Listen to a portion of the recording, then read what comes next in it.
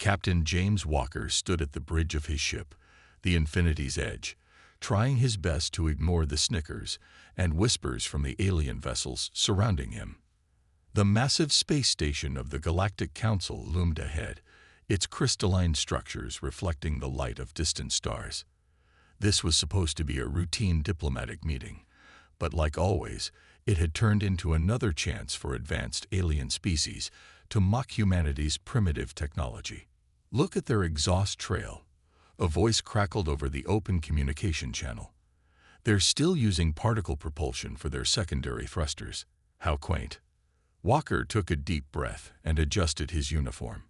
After 5 years of representing Earth in these meetings, he had learned to keep his face neutral. The blue lights of his control panel blinked steadily, each light hiding technologies that would make these laughing aliens choke on their words, if only they knew.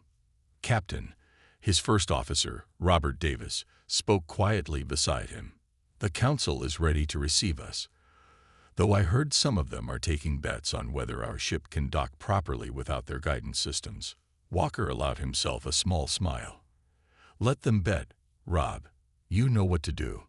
The Infinity's Edge moved forward with perfect precision, its movement so smooth that even the most advanced sensors couldn't detect the slightest wobble. This wasn't thanks to the clunky, visible engines that the aliens could see. It was the work of hidden systems that operated on principles most of the galaxy thought impossible. Inside the council chamber, the situation wasn't any better. 12 alien representatives sat in elevated seats, looking down at the human delegation with barely concealed amusement. The High Elder, a tall being with shifting colors across its skin, spoke first. "Captain Walker, Earth's persistent attendance at these meetings is admirable. Though perhaps your time would be better spent developing basic shielding technology that doesn't rely on metallic alloys." Several representatives chittered with laughter.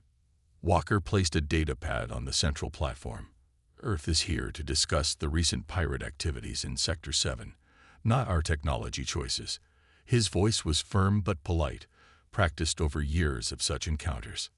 "Ah yes, the pirates." Another council member waved a limb dismissively. "The same pirates that your ships can barely outrun.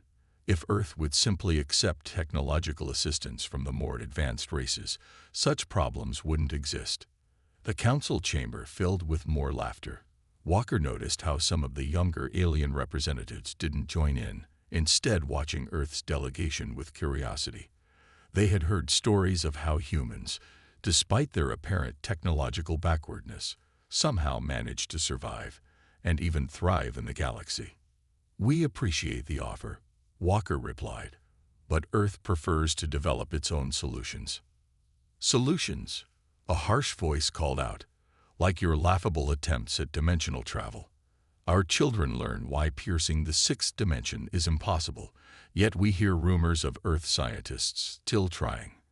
It's like watching cave dwellers try to build a quantum computer." Walker thought about the hidden chamber deep within his ship, where technologies beyond even the Council's imagination hummed quietly. He thought about Dr. Reed and her team, who had not only pierced the 6th dimension, but had gone beyond it. He thought about the real reason Earth seemed to lag behind, because they were working on something so advanced it had to be kept secret. As the meeting continued, filled with more jabs and mockery, Walker maintained his professional demeanor. These aliens, with all their advanced technology and supposed superiority, had no idea that humans had taken a completely different path in their technological development. They didn't understand that sometimes the ones being laughed at were actually the furthest ahead. "Thank you for your time, Council," Walker said as the meeting concluded. "Earth looks forward to continuing our developmental journey with the galaxy's guidance." As he walked back to his ship, Walker tapped a hidden communicator in his collar. "Dr. Reed, tell the team to prepare for Phase 2. The Council's getting a bit too comfortable with their assumptions about us." The laughter would stop soon enough. But for now, humanity would keep playing their role as the galaxy's backward cousins. After all, in Walker's experience, being underestimated was one of humanity's greatest advantages. Deep within Neptune's orbit, hidden behind a cluster of asteroids engineered to scramble alien scanning technology. The real work was happening. Dr. Emma Reed stood before a massive window, watching the swirling energies of Project Transcendence pulse with colors that shouldn't exist in normal space. "Status report," she called out to her team, her eyes fixed on the experimental chamber where their latest breakthrough was taking shape. "Seventh dimensional breach holding steady at 42% stability," answered Dr. Michael Brown from his control station. "That's a 3% improvement from yesterday." His fingers danced across the holographic controls, adjusting variables that most alien scientists believed were impossible to manipulate. The hidden facility, nicknamed the Void, was humanity's best-kept secret. From the outside, it looked like a simple mining operation, the kind that the advanced aliens found amusing in its primitive approach. But inside, humanity's brightest minds were rewriting the rules of physics. "Dr. Reed," a young technician called out, "Captain Walker's ship just docked in Bay 3. He's requesting immediate access to the main lab." Emma smiled. "Let him in. I'm sure he has plenty of stories from today's council meeting." Minutes later, James Walker strode into the laboratory, his formal diplomatic uniform looking out of place among the scientists' practical workwear. "You should have seen them today," he said, shaking his head. "One of them actually suggested we needed help understanding basic shield technology." "If they only knew," Emma replied, gesturing to the massive device in front of them. The machine looked deceptively simple, a ring of metal and crystal that pulsed with inner light. But what it could do was anything but simple. "How long do you think we can keep this hidden?" Walker walked to the window, standing beside her. "Long enough. Their arrogance works in our favor. They're so convinced they know everything about dimensional science that they don't even bother looking closely at our primitive research stations." The facility hummed with energy as another test began. In the experimental chamber, space itself seemed to fold and unfold like paper, revealing glimpses of something beyond normal reality. Most alien races had given up on reaching the seventh dimension, convinced it was impossible after their failures with the sixth. But humans had taken a different approach. "Show him the new data, Michael," Emma called out. The air filled with holographic displays, showing test results that would make any alien scientist's jaw drop, if they had jaws. "We're not just piercing the dimensional barrier anymore," Michael explained, pulling up more charts. "We're learning to manipulate it. The seventh dimension isn't just another layer of space-time like they think. It's something else entirely." Walker watched as the displays showed their latest breakthrough. "Can we install this in the Infinity's Edge without anyone noticing?" "Already started," Emma replied with pride. "The new systems are disguised as standard power conduits. Even if someone managed to scan the ship, they'd just see what looks like inefficient human technology trying to copy alien designs badly." A sudden alarm caught their attention. One of the monitoring stations was flashing red. "Dominion scout ship passing through the outer system," a technician reported. "Current trajectory will bring them within normal scanning range in 6 hours. Standard procedure," Emma ordered calmly. "Power down the dimensional tests. Activate the mining operation cover. Let's look nice and primitive for our visitors." As the advanced equipment disappeared behind false walls and holographic disguises, Walker couldn't help but smile. The facility transformed into what appeared to be a basic resource extraction operation, complete with deliberately inefficient-looking machinery. "How much longer until we're ready?" he asked quietly. Emma checked her data pad, reviewing the latest test results. "The integration with your ship will be complete in 3 weeks. After that," she paused, allowing herself a small smile. "After that, we show the galaxy that sometimes the simplest approach is thinking so far outside the box that no one else even knows the box exists." The Dominion scout ship would pass by, seeing exactly what they expected to see. Humans clumsily attempting to copy more advanced technologies. They would report back about the amusing sight of Earth's primitive mining operations, never realizing they had just flown past the project that would soon change the galaxy forever. The attack came without warning. The human colony on Mars watched in horror as hundreds of Dominion warships tore through space, their sixth-dimensional drives leaving trails of twisted reality in their wake. The colony's basic defense systems, deliberately designed to look outdated, stood no chance against the invasion force. Admiral Thomas Grant stood in Earth's main defense command center, watching the disaster unfold on multiple screens. "Get me Captain Walker," he ordered, his voice steady despite the chaos around him. "And contact Dr. Reed. It's happening sooner than we planned." The Dominion's message played across all communication channels, their leader's voice filled with cold amusement. "Humans, your time of playing at being the space-faring race ends today. Your resistance to accepting proper guidance from advanced civilizations has gone on long enough. Surrender now, and we will ensure your species learns its proper place in the galaxy." On the Infinity's edge, Captain Walker received the emergency transmission while running final tests on the hidden systems. "How bad is it, Admiral?" "Mars colony is under attack. Titan outpost has gone dark. The Dominion is moving faster than any invasion force we've ever seen." Grant's hologram flickered with interference. "They're using sixth-dimensional weapons, James, the kind that supposedly didn't exist." Walker looked at his own screens, watching the Dominion fleet tear through space like it was paper. Their ships moved in impossible ways, appearing in multiple places at once, their weapons striking from angles that shouldn't exist. To most humans, it looked like magic. To Walker, it looked exactly like what Dr. Reed had warned him about. "The Galactic Council?" Walker asked, already knowing the answer. "They're calling it a necessary correction for our species." Grant's face hardened. "They're watching our colonies fall and doing nothing. Some of them are even sending observers to study how primitive species handle superior force."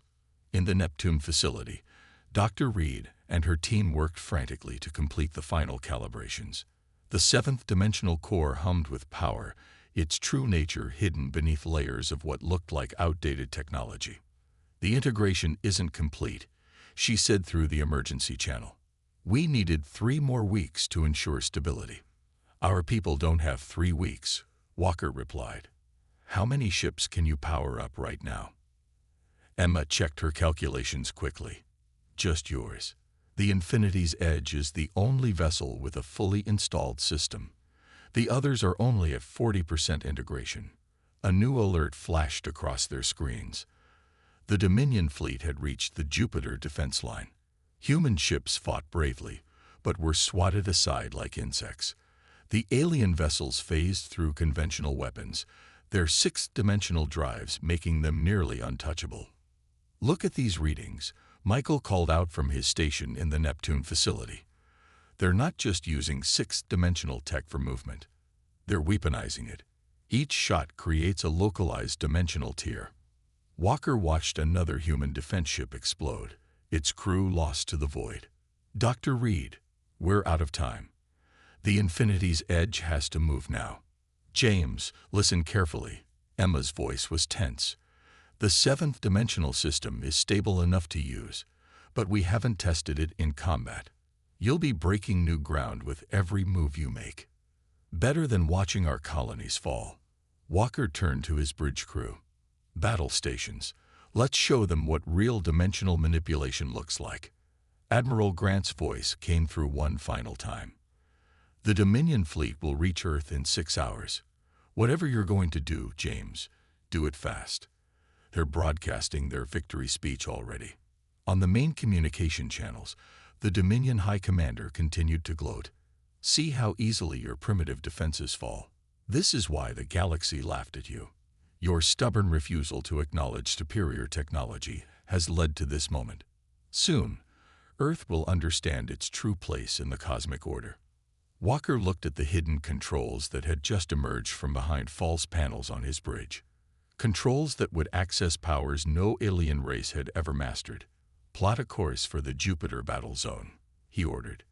It's time to show the galaxy why humans don't follow the normal rules of technological development.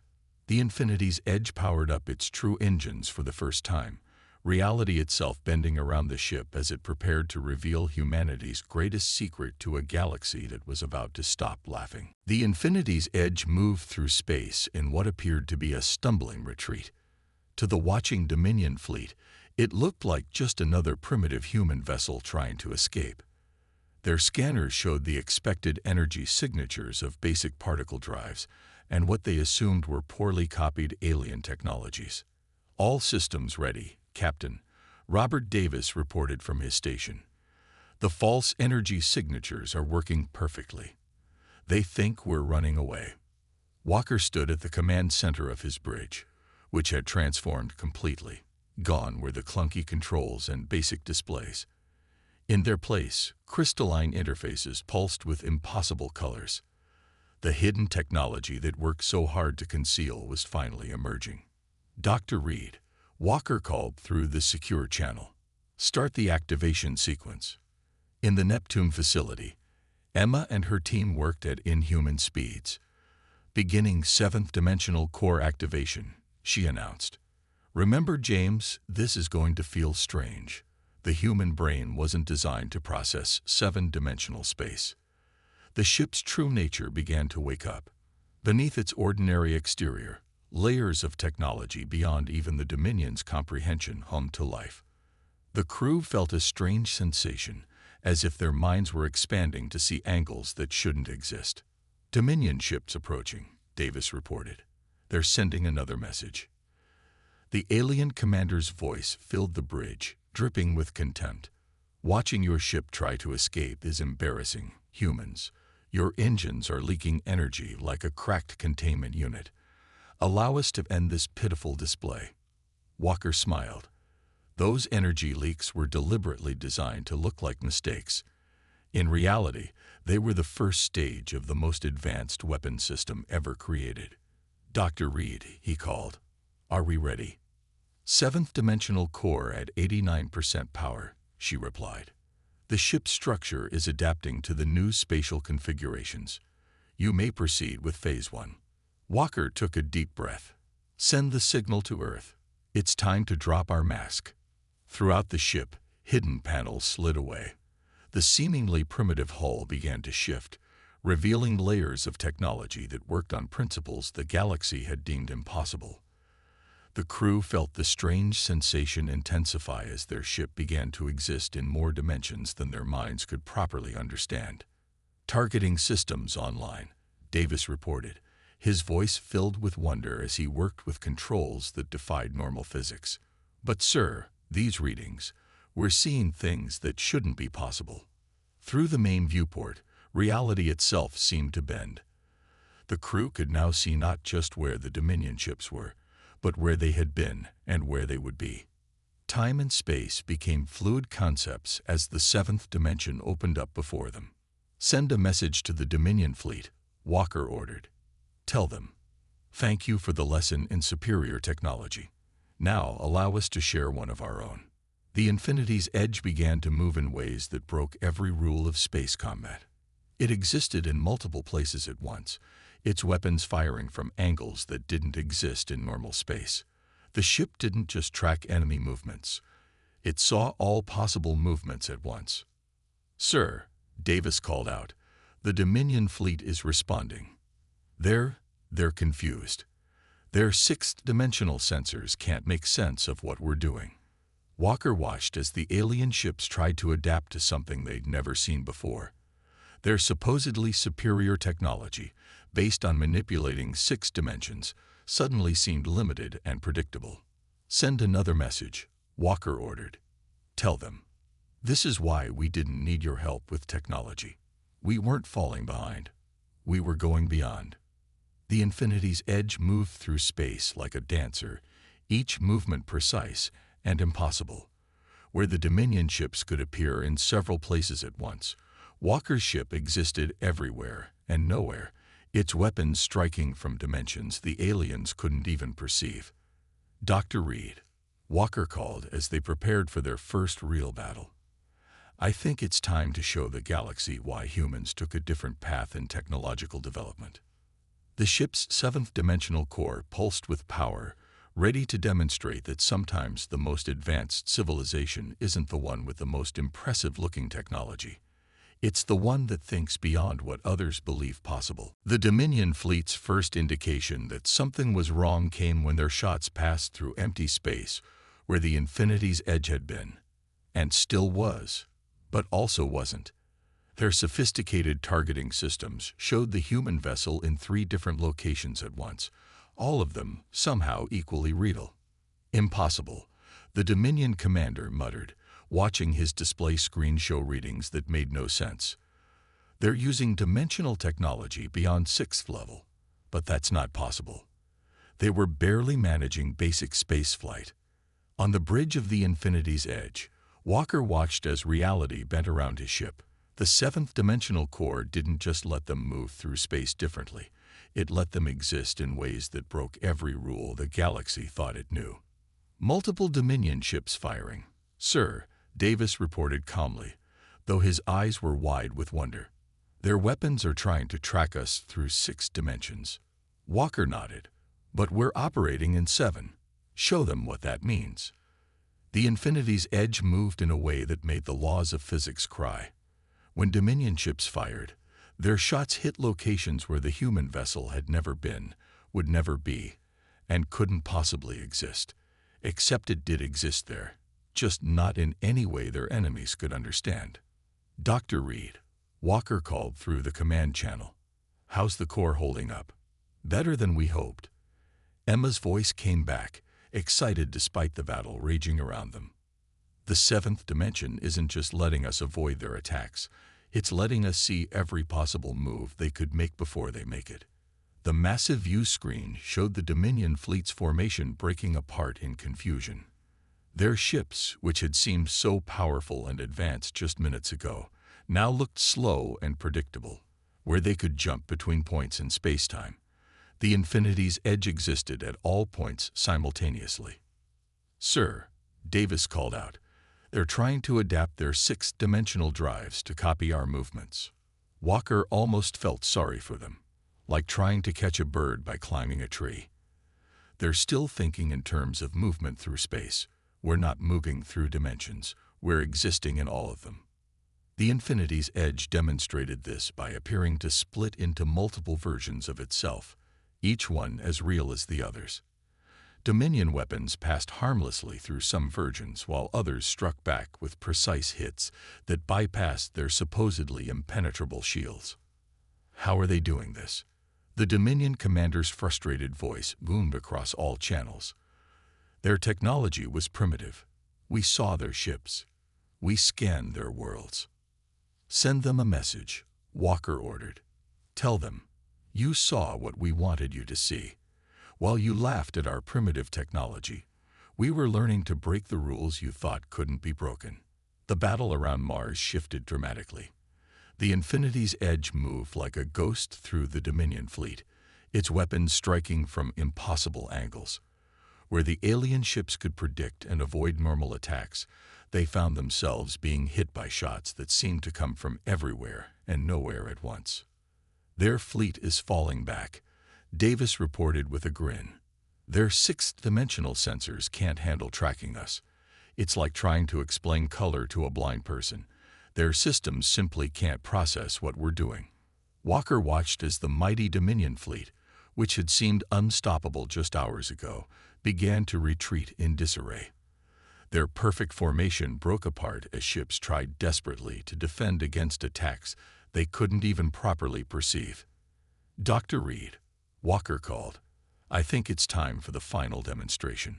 Show them what happens when we really push the 7th dimension." The Infinity's edge began to glow with impossible colors as its core reached full power. Reality itself seemed to fold around the ship like paper, creating patterns that hurt to look at directly. The vessel didn't just move through space anymore.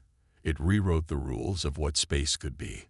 One by one, the Dominion ships found their advanced technology failing as the human vessel created dimensional distortions they had never imagined possible. Their mighty fleet, which had started the day believing they were teaching primitive humans a lesson, was now learning a very different lesson themselves. "Send a final message to all channels," Walker ordered. "Tell the galaxy. This is why humans chose to develop our own way. We didn't want to copy your technology. We wanted to go beyond it." The Galactic Council chamber had never been so quiet. On the massive central display, footage of the battle near Mars played on repeat. The council members watched in stunned silence as the Infinity's edge moved in ways that defied their understanding of physics. "Play it again," one council member whispered, their color-shifting skin now stuck in a pale shade of disbelief. "Show us again how they moved through seventh-dimensional space." The High Elder sat motionless, watching the human vessel exist in multiple realities at once. Just days ago, they had been laughing at humanity's primitive technology. Now, their best scientists couldn't even explain what they were seeing. "We have reports from 17 different observation posts," another council member reported, their voice shaking. "The footage is real. The humans didn't just beat the Dominion fleet. They showed us that everything we knew about dimensional physics was incomplete." In the council's science chamber, alien researchers huddled around displays showing detailed scans of the battle. Their sixth-dimensional sensors had captured only fragments of what the human ship had done, like trying to photograph a four-dimensional object with a two-dimensional camera. "Look here," one scientist pointed at a particular moment in the battle. "Their ship didn't just move through space-time. It existed in states that our most advanced theories said were impossible. They weren't just ahead of us. They were operating on principles we hadn't even imagined." The news spread through the galaxy like wildfire. On thousands of worlds, beings of all species watched the footage in amazement. The same humans they had mocked for their basic technology had just demonstrated mastery over aspects of reality that most advanced races thought were purely theoretical. "Another message from Earth, High Elder," an aide announced nervously. "Captain Walker requests permission to dock at the council station. He says he's willing to explain what we saw."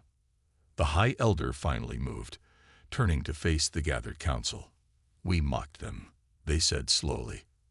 "For years, we treated them like children playing with toys. And all this time,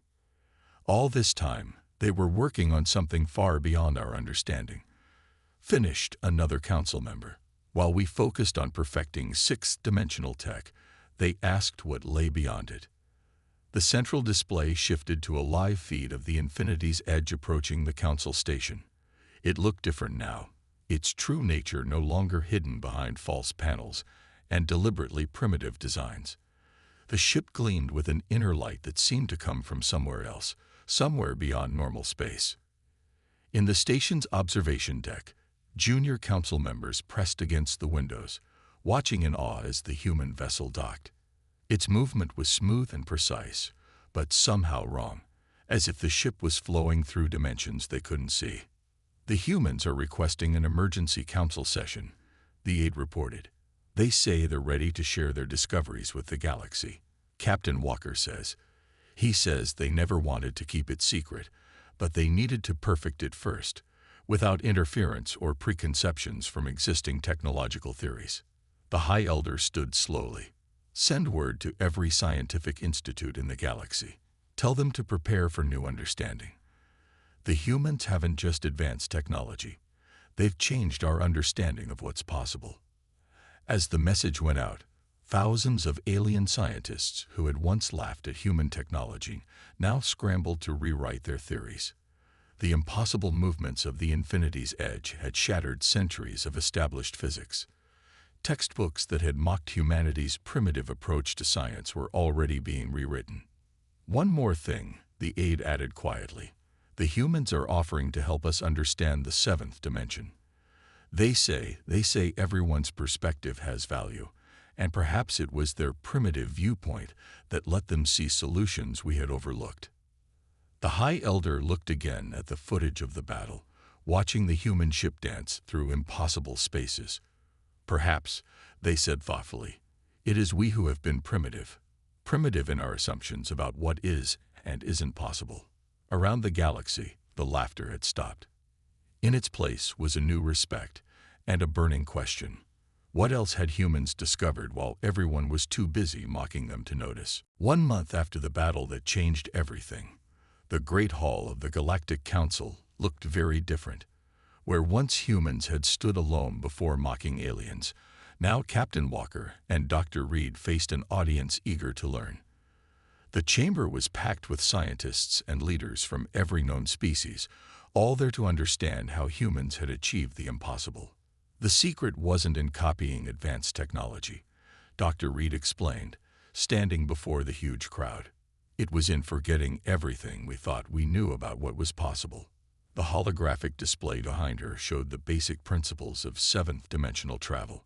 Many alien scientists were taking notes, their earlier arrogance replaced by genuine curiosity. Some even raised their hands like students, asking questions about concepts they had once dismissed as impossible. "But how did you see the solution when our best minds missed it?" asked a young alien scientist, their eyes glowing with excitement. Walker stepped forward. "Because we weren't limited by knowing what was impossible.